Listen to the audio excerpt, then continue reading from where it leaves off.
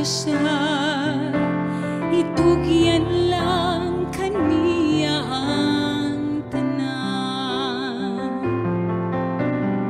Kung satak na nga, di mo nagyud maantos ang Ginoong Diyos, dulon ug sangpiton, may kahangawa ug may kabala ka siya, itugyan lang kaniya ang tanan.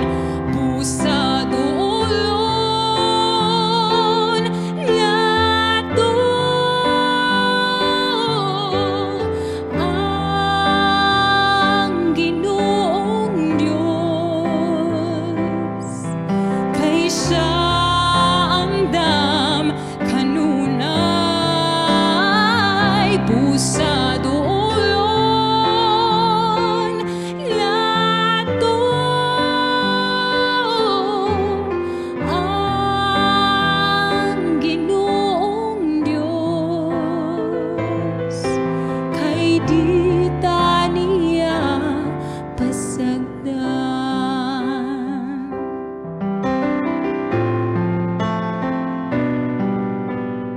Kung satak na nga, di mo nagyud maantos ang Ginoong Diyos, dulon ug sangpiton, may kahangawa ug may kabala ka siya, itugyan lang kaniya ang tanan. Busa duolon nato ang Ginoong Diyos, kay siya andam kanunay. Busa duolon nato ang Ginoong Diyos, kay di ta niya pasagdan.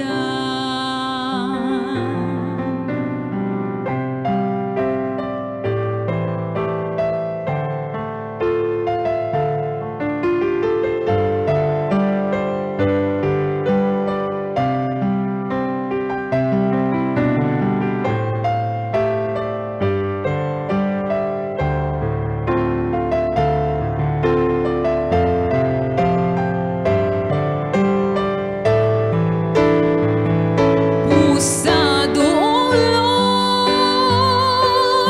nato ang Ginoong Diyos, kay siya andam kanunay. Busa duolon nato ang Ginoong Diyos, kay di ta niya pasagdan, kay di ta niya pasagdan, kay di ta niya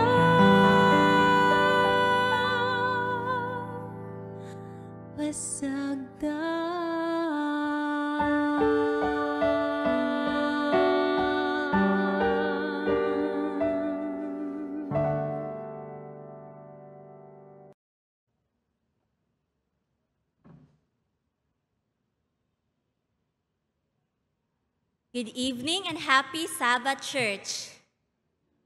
Happy Sabbath. We praise God for giving us this another Sabbath day of rest. And before we continue, I ask everyone to pray with me. Let us pray.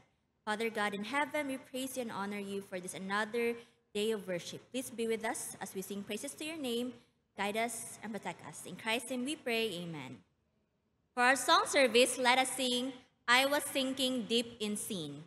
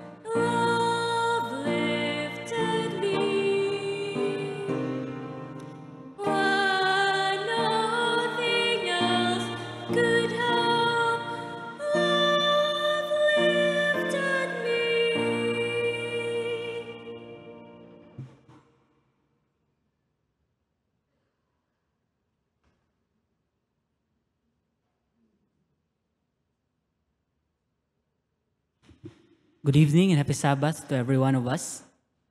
So it is a thankful day, especially for this day of Sabbath. May we feel the Spirit of the Lord, especially the guidance of the Holy Spirit, samtang ta magsimba karong gabi una. So it is with a great joy that I welcome each and every one of you in this Sabbath day. And as we gather in this sacred moment, aton ta hiklin, i-prepare atong minds, our hearts, our souls, tanan, ibili nato kabalaka, sa tibok na simana og magsimba ta with the name of our Lord Jesus Christ this evening. So our program this evening is designed to uplift our spirits through songs of praise, heartfelt prayers, and an inspiring message. So let us participate with open hearts and minds, seeking to grow in faith and draw closer to our Lord. So our program started with a singspiration that was led to us by our song leader that was entitled, I Was Sinking Deep in Sin. Then after which is my part, your presider. Then after my part will be the opening song. It will led to us by our song leader entitled, God Will Take Care of You. Then the opening prayer will follow to be led by Sister Mary Joy Tugbong. And before we'll hear the message this evening, maminaw sa tawag special song ni Brother Charles Ombril Jean Cabriana. Then we will hear from our speaker, Brother Robert Tapaya, a CPAC extern. Then before tamutapos good sa ato ang closing song, is maminaw sa taog appeal another song which is an appeal song to be led by our brother Charles Ombril Jean Cabriana. Then it will be closed through a song to be led by our song leader entitled, This Is My Father's World. Then we'll officially close our program through a prayer to be led to us by Brother Kian Fideles. So ang inyong presider karong gabi una is Brother Aaron James Rosalejos. Ang inyong song leader is Sister Ila Jean Gunesto, and our pianist is Sister D. Soliano. So again, as we are going to worship God in this Sabbath day, aton tang ma-feel ang iyang Holy Spirit, especially ang iyang presence, makiguban ka nato. Though we may see these empty seats diri sa matag usa ka nato sa church, still we can feel the presence of our angels. And also to our live viewers, kung asan mo karon sa inyong panimalay or anywhere in the world, namina mo through Facebook or YouTube, may you feel also God's presence nga makiguban ta siya sa itong pagsimba karong gabi una. Happy Sabbath to all.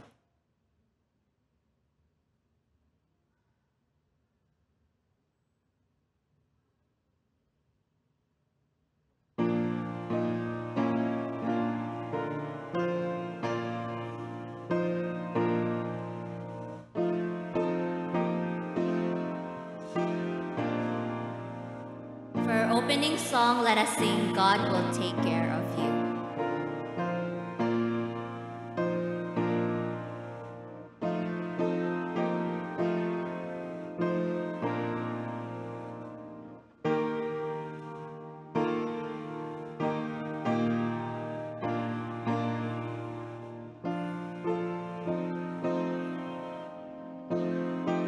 Shall we all rise?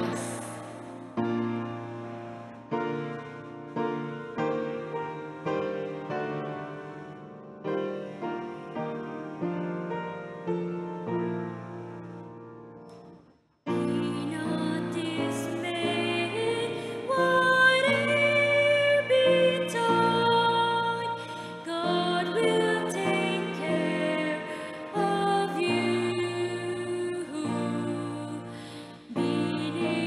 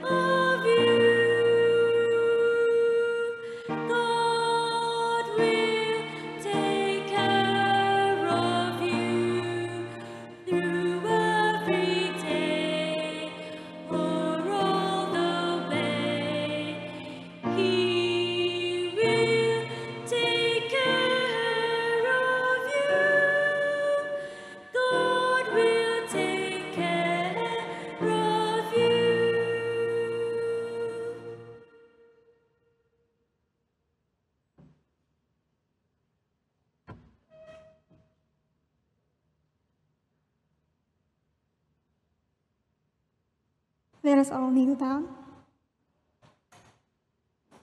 Our most gracious, kind, loving Heavenly Father in heaven, God, we are so grateful for you, especially, dear God, for this another Sabbath day. God, we are so thankful for all your blessings, your guidance, your protection all throughout the week. Dear Father, we gather here tonight to worship you. Dear God, we are asking for your blessings, for your guidance, especially for all the participants in this program. May you bless especially our speaker, that he may be able to utter and deliver words according to your will. Also, God, we are humbly asking that you will cleanse us from all our unrighteousness. In the loving name of our Lord and Savior, Jesus Christ, we pray. Amen.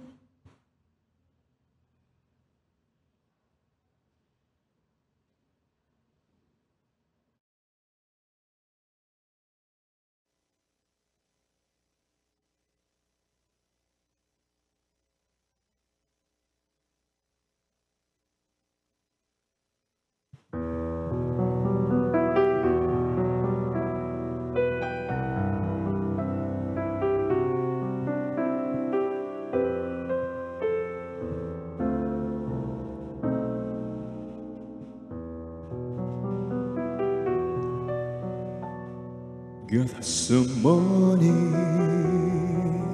lay still and dark. Creation watch in silent awe as Jesus suffered his Father's will to satisfy unyielding law. He knelt in earnest prayer alone. His friends o'ercome with sorrow slept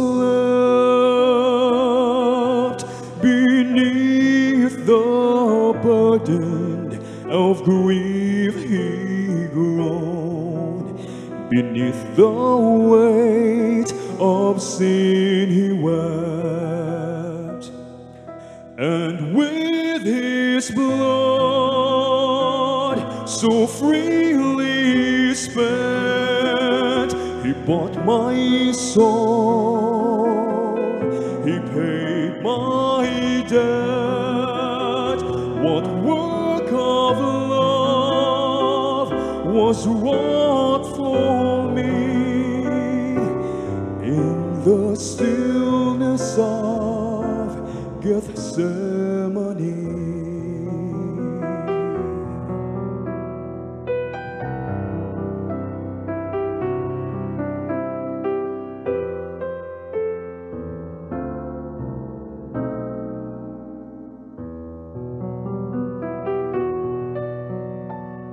This bitter cup, wilt thou be removed? Yet not my will, but thine be done. Behold his anguish, and weep anew. For love of Christ, the sinless one. With his wounds, my own are healed, my every pain o'ercome in his. My shame, my weakness, my grief untold, find ransom in his priceless gift. For with his blood so freely spent, he bought my soul, he paid my debt. What work of love was wrought for me in the stillness of Gethsemane.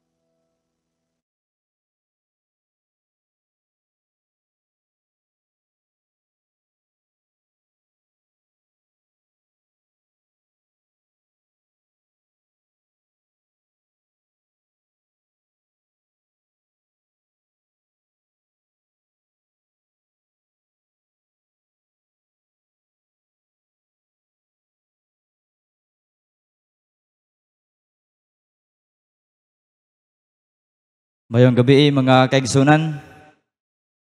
God is good all the time. Isa sa mga atong pasalamatan ang Ginoo mga kaigsunan sa iyang kamaayo sa atong kinabuhi. Nga kita ay yagi pag-usa ni ining kagabihuna, pagdayaw sa iyang buhi nga ngalan. Salamat sa nindot nga mensahe sa awit nga nagapublish sa itong mensahe karong nga gabiuna mga kaigsunan. By the way, ako di ay mga kaigsunan si Robert Tapaya, taga Samar, kag nami diri sa Cebu sa amon nga externship program. Kauban sa akong mga kauban nasa likod, si Brother Anderson Impasis, si Brother Leo Ibanez, and then akong partner mga kaigsunan si Brother Kian Fidelis. So last month, na-assign me diri sa Miller as a student chaplain. And then this month of February until March 28, na-assign me magsunan sa Adventist Academy Cebu as a student teacher. So karong nga gabi una mga kaigsunan, ang atong uluhan sa atong topiko, ginauluhan ni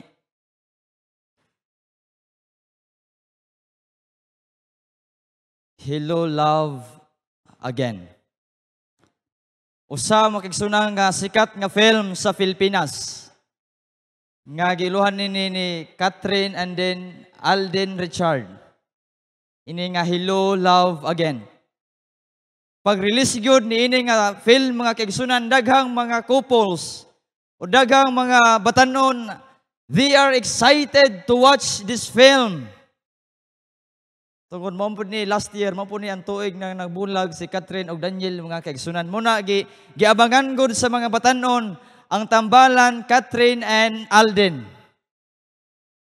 And according sa survey mga kaigsunan, Hello, Love Again tells the story of a Joy and Ethan, a couple from the previous film, Hello, Love, Goodbye.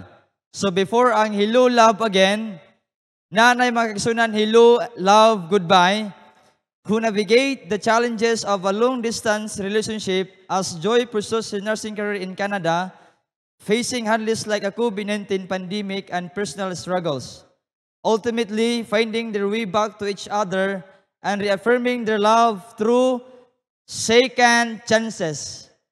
And teaches us that love, like life, is a series of second chances, new beginnings, and heartfelt discoveries. Gituyo gunin ako makagsunan nga dalon kini nga mensahe tungod kay karon nga ingon pa nila, karon nga bulan ang February, gani February 14 karon ang kalibutan nag-celebrate og Happy Valentine's Day, Hearts Day. Daghang mga kaigsunan nga mga batanon ang nalipay karon. Pero kato lang may mga uyab. Kining single in tawo ng iba nang laban na lang. Pero dalon ta kamo sa istorya mga kaigsunan sa usa ka batanon. Naay usa ka batanon nga iya nangaluyag siya sa isa ka gwapang dalaga. O kini nga dalaga mga kaigsunan ganahan man siya lalaki nga reliyoso. Kay kini nga dalaga mga kaigsunan maprinsipyo siya nga dalaga. Nangaluyag ang usa ka batanon, ingon ang batanon, basahan na gyud ang Malakay chapter 1 verse 2. Ingon ang babae mga kaigsunan, Malakay chapter 1 verse 2, I love you. Uy, Ingon ang babae, basaha pod ang Proverbs 17:17. Ingon ang babae, ingon ang lalaki, pagbasa niya sa Proverbs 17:17, nag-ingon man dito, a friend is a friend of all times. Uy, na-prensyon ang lalaki mga kaigsunan, unsaon niya karon. Baton pod ang sa kalalaki, ingon niya, basaha ang Exodus chapter 33 verse 12. Ingon man, you are my ultimate friend. Lusot ang ang lalaki mga kaigsunan. Ingon ang babae, di ba neighbor man ta? Ingon ang lalaki, yes. Matthew 5 verse 43, love your neighbor. Ingon ang babae, sige, awayon ta ka. Ingon ang lalaki, Matthew 5 verse 44, love your enemy. Lusot gihapon ang lalaki mga kaigsunan. Ingon ang babae, basta dili ko nimo. Kaya dili ikaw ang gusto nako nga maasawa or mauyaw sa akong kinabuhi. Baton po ang lalaki mga kaigsunan, John 15:16, you have not chosen me, but I have chosen you. Ingon ang babae mga kaigsunan, sige, mamugos man gud ka, basaha ang John 14:15. If you love me, keep my commands. If you love me, keep my commandments or commands. Kaya usahay, nabala na ito mga kaigsunan sa mga lalaki, ambot kong tinuod. Nga kini daw ato mga babae, mo na sila og atong mga sila ang balaod sa panimalay. Ambot lang kong tinuod. Pero again, mga kaigsunan, atong title karon, Hello, Love Again. It emphasizes about second chances sa aton kinabuhi. An aton pagatunan mga karong gabi una mga kaigsunan, mabasa kini sa Juan chapter 8 verse 1 to 11. In verse 1 it says, but Jesus went to the Mount of Olives. Now early in the morning he came again in the temple, and all the people came to him, and he sat down and taught. In verse 3, then the scribe and Pharisees brought to a woman who caught in adultery, and when they had set her in the midst, they said to him, Teacher, this woman was caught in adultery in the very act. Now Moses in the law commanded us that such should be stoned. But what do you say? The story goes like this mga kaigsunan, nga naay usa ka babayi gindala sa mga Pariseo sa tubangan ni Ginisos. Nga kini nga babae, based sa narrative, nakahimo siya sa buta nga dili maayo sa iyang kinabuhi o dili maayo sa pagtan-aw sa mga tao. Kung aton makita mga kaigsunan ang setting niini nga istorya, they are outside the temple. Sa diha nga nagtudlo early in the morning si Jesus, naa sila sa gawas. And people involved, si Ginisos, woman caught in adultery, the Pharisees, and the scribe or the teachers of the law. And then ang last nga naa dito mga kaigsunan, mao ni mga tao nga ginatawag nga bystanders. Bystanders, a person who is present at an event or incident but does not take part. And sometimes bystanders make up stories without truly understanding what actually happened. Kung iyo imagine mga kaigsunan, daghan mga tao karon nga pareho sa bystanders. And even in the time of Jesus, naay mga tao nga maghimuhimong istorya nga dili sila kabalo kung unsay tinuod nga istorya. Naay mga tao mga kaigsunan sa panahon ni Ginisos nga bisan dili sila kabalo kung unsay ugat sa istorya, ilang istorya sa tao nga makapasakit sa usa ka tao. Ug daghan karon mga kaigsunan nga niini pod nga klase nga pagkatao sa aton kinabuhi karon nga maghimong istorya nga bisan dili sila kabalo kung unsay ugat sa istorya. Ang sakit ani mga kaigsunan, kausahay masakitan kita sa dili maayo nga mga istorya nga mapektuhan atong papangalagad sa Ginoo. Unang punto nga atong mabalaan mga kaigsunan, ini nga istorya, Jesus will not leave us. In verse 3, in verse 3, ingon dre the teachers of the law And the Pharisees brought in a woman who caught in adultery. They made her stand before the group. Verse 4, and he said to Jesus, Teacher, this woman was caught in the act of adultery. In the law of Moses commanded us to stone such woman. Now what do you see? Kung atong kitaon mag-igsunan, the woman caught in the act of adultery. The verb caught is in a perfect tense. The perfect indicates a meaning like taken with her shame upon her. It points sa aton kinabuhi. It points to her continuing character as an adulteress. Pero ang pangutana karon mga kaigsunan, the question that needs to be asked. If a woman is caught in the act of adultery, should she alone bear the blame?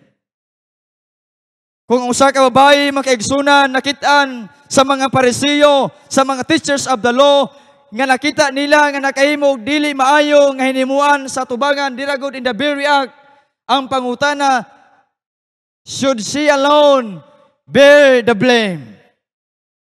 Siya lang ba ang angay idol kang Ginisos?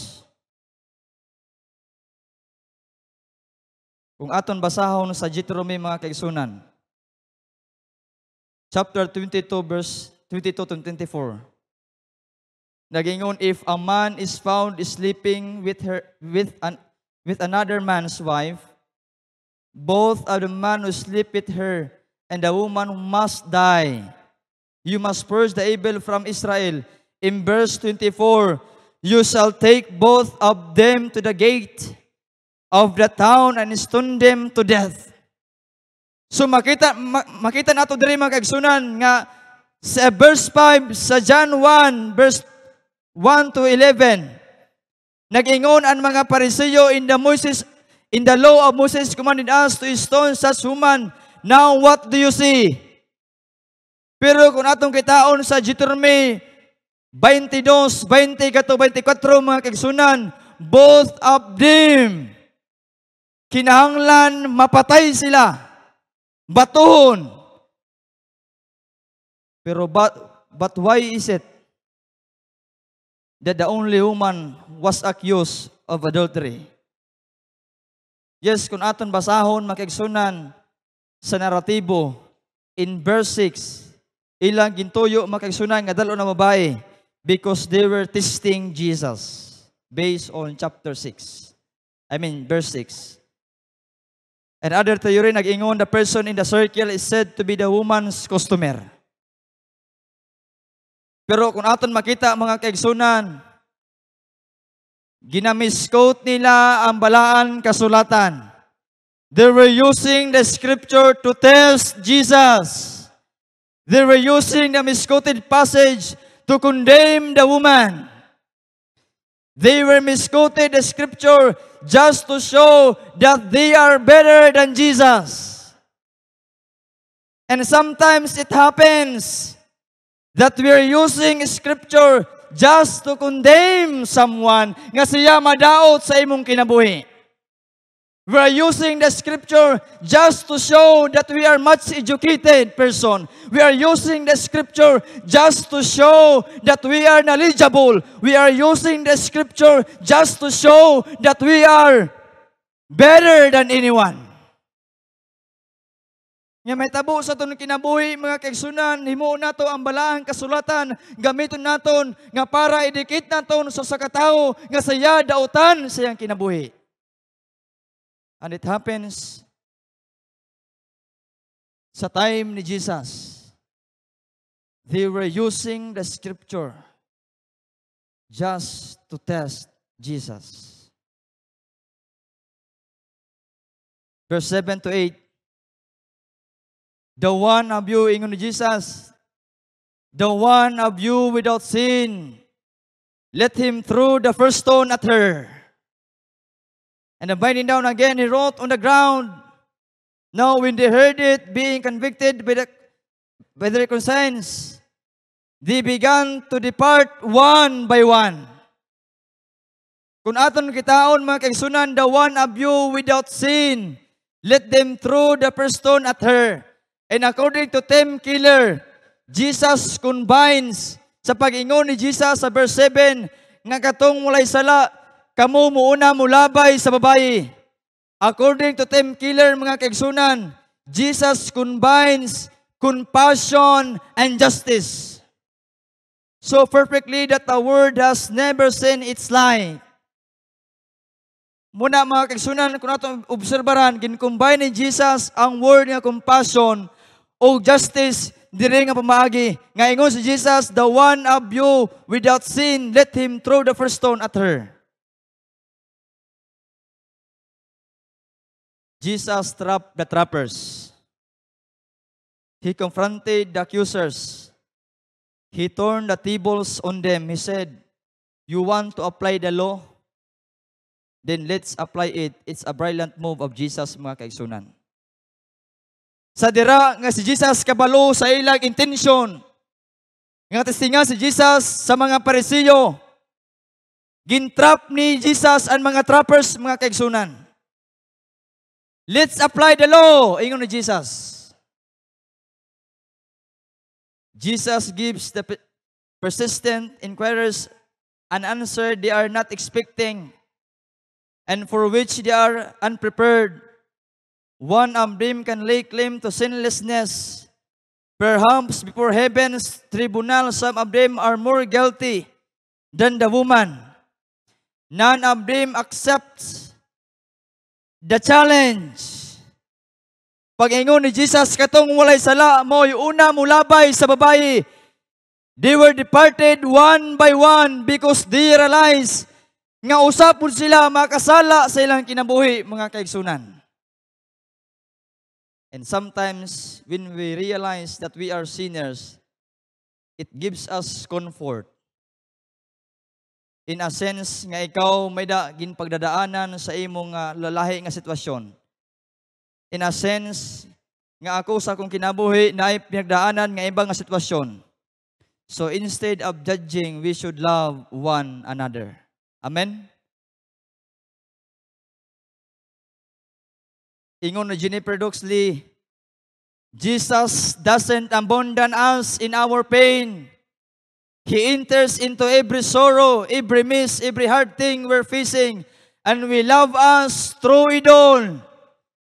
Nakita sa Ginoo mga kaigsunan kung unsay na-feel sa usa ka babayi. Nakita sa Ginoo mga kaigsunan kung unsa ang pagdawdaog sa usa ka babayi. Bisan loyo sa iyang natabo sa iyang kinabuhi mga kaigsunan. Nag-ingon pa diri sa quote, Jesus doesn't abandon you, abandon us in our pain. Luyo sa atong ginhimo, sa atong kinabuhi, mga kaigsunan, unsa man atong mga eksperyensya sa kinabuhi, Jesus doesn't abandon you in your pain. Amen? He enters every sorrow, every miss, every hard thing we're facing. And He loves you through it all. Martin Luther said, God doesn't love us because of our worth. We are of worth because God loves us. Pero wala gihapon ka nakamove on. Mga batanon, the Lord is near to those who have a broken heart and saves us who have a contrite spirit. And ingon ni Ellen G. White, never separate from Jesus. He never separates from us. By the cross of Calvary, He has given evidence of His deep love for us. Mga batanon, unsa man imo ekspresya karon, nasakitan ka man sa imong kinabuhi, never separate from Jesus. Mga kaigsunan, unsa man ay mga problema karon, may da ka man naiubos sa iglesia, never separate from Jesus. Usay sa atong kinabuhi mga kaigsunan, naay mga tawo nga dili ganahan sa atong liderato. Naay mga tawo nga dili ganahan sa atong leadership. Naay mga tawo nga mudaot sa tuwa the same sa Ginisos. Pero papamangno ni Ellen G. White, never separate from Jesus. Amen? Because He never separate from us. And by the cross of Calvary, He has given evidence of His great love for us. Young people, mga batanon, the greatest love story one can ever tell is the one written by God's own hands. Kung kita na kinahanglan nga kaupod sa aton kinabuhi, na kinahanglan kita kaparis sa aton kinabuhi, padayon igsoon ang aton lamang hinumduman that the greatest love story one can ever tell is the one written by God's own hands. Second point nga ito pagkatunan, Jesus will forgive us. Verse 11, Jesus said, the woman said, she said, "No one, Lord." And Jesus said to her, "Neither do I condemn you. Go and sin no more." Kung aton intindihon mga kaigsunan, hunaon ang phrase nga go and sin no more, it sounds like she has done something wrong. Nasa'y nahimo nga dili gyud, nagin siya nahimo nga dili maayo sa iyang kinabuhi. Kaya nag-ingong mo si Jesus, lakaw ug ayaw pagpakasala. He does not condemn her, for God sent not His Son into the world to condemn the world, but the world through Him might be saved. Mao ni ang katuyuan ni Giniso sa kalibutan mga kaigsunan, nga mismo na-recognize sa babae nga siya walay parusay, siya walay gikondem ni Ginisos, kundili gitagaan siya paglaom sa iyang kinabuhi. And the same sa imo mga kaigsunan, kanunay ang Ginoo nagahatag sa aton paglaom nga kita makapadayon pagalagad diha kaniya. And according to Desire of Ages, nag-ingon, this was to her the beginning of her new life. This was to her the beginning of a new life, a life of purity and peace, devoted to the service of God. Nga bisan pa ano ang iya nahimo nga sala sa Ginoo, bisan pa ano nga pagdawdaw sa mga parsiyo sa usa ka babae mga kaigsunan, sa dira nga iyang na-meet si Ginisos, nag-ingon ang Desire of Ages, this was to her the beginning of a new life. Ug walay posible kanimo kanako mga kaigsunan. Nga kung kanunay aton may counter si Jesus sa aton kinabuhi, naay pagbag-o sa atong kaugalingon.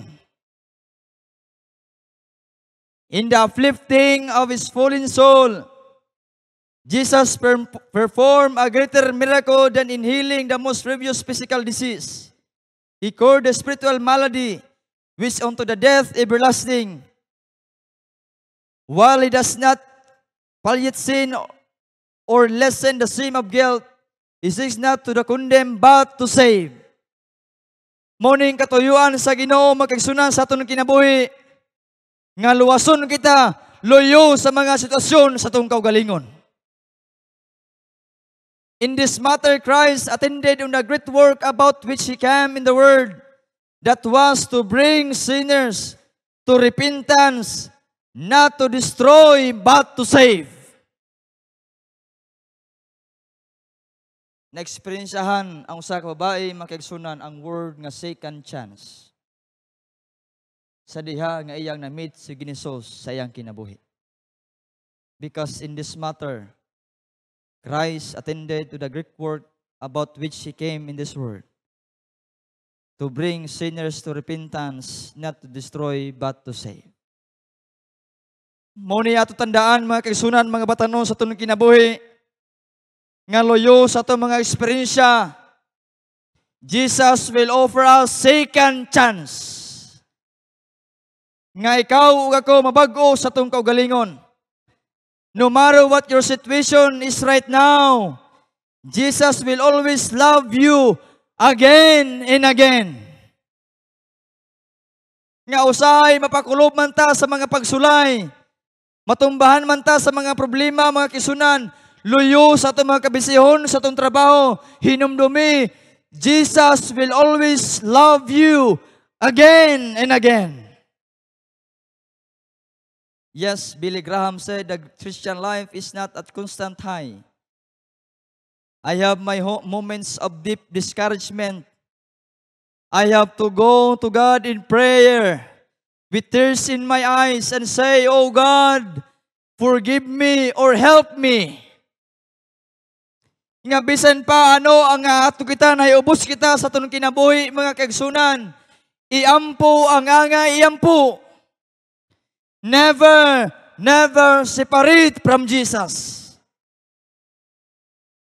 Kung nasukuman ta sa aton isigatawo, iampo ang anga iampo. Kung nasakitan ka man karong panahon na ihilak ang anga ihilak. But never, never separate from Jesus. Again, He will love again. In John chapter 8, verse 1 to 11, Christ offers us a second chance. A chance to change and be transformed by His love, by His grace. A chance to be restored no matter how broken we are. A chance to move forward, leaving the past behind. A chance to say hello to His love again. A chance to love Him back deeper, more, and fully than before. Hello, love again. John 8, 1 to 11, Christ offers us a second chance, a chance to walk in His mercy and embrace a new beginning. A chance to grow in faith and fulfill His purpose for our lives. A chance to experience His endless forgiveness and love. And a chance to surrender our fears and walk in faith. And a chance to whisper, "Hello, love," and feel His arms open wide. Mga kaigsunan, mga batanon, luyo sa itong kinabuhi, Jesus will never leave us. Jesus will not leave us. Jesus will forgive us. And in the hand of Jesus touched me. And now I am no longer the same. God bless everyone.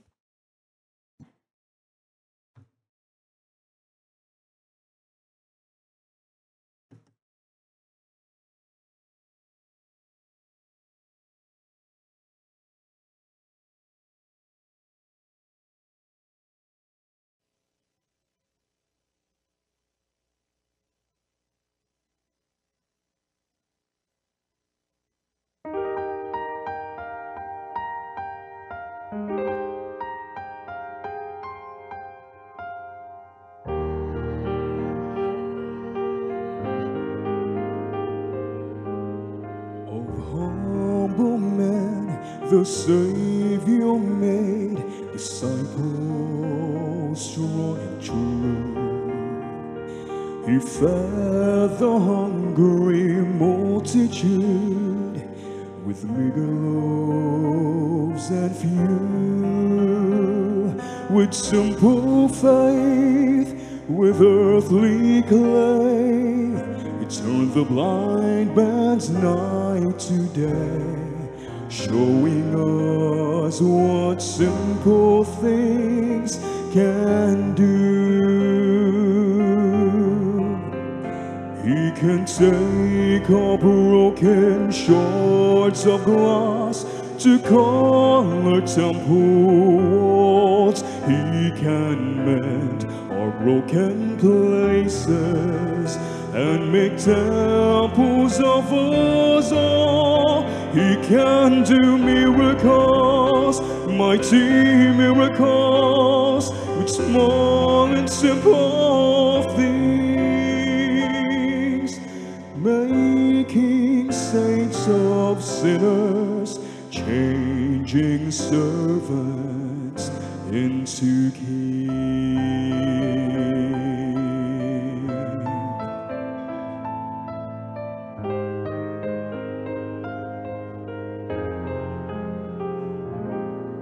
With a little child, the Savior taught us what we must become.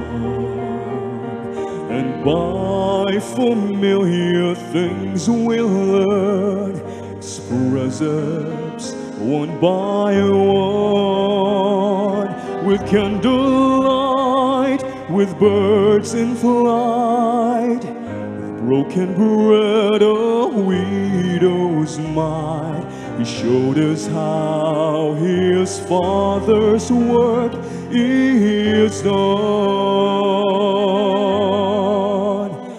He can take our broken shards of glass to color temple walls. He can mend our broken places and make temples of us all. He can do miracles, mighty miracles, with small and simple things, making saints of sinners, changing servants into kings. Offer Him your humble gifts, the treasures of your soul. He will make these simple things beautiful as gold. He can take our broken shards of glass to color temple walls. He can mend our broken places and make temples of us all. He can do miracles, mighty miracles, with small and simple things, making saints of sinners, changing servants into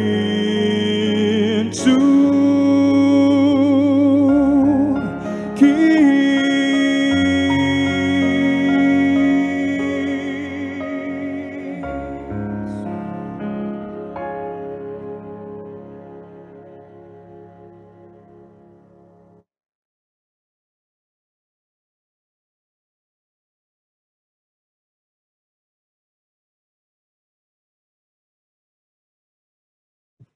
To close our worship this evening, let us sing "This Is My Father's World."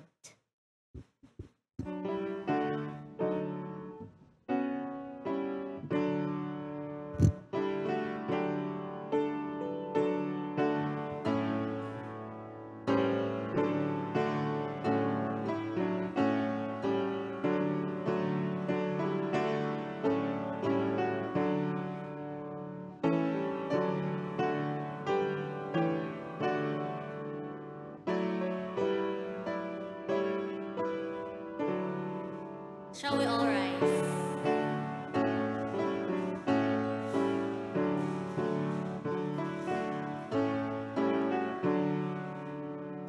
This is my Father's world, and to my listening ears, all nature sings, and round me rings the music of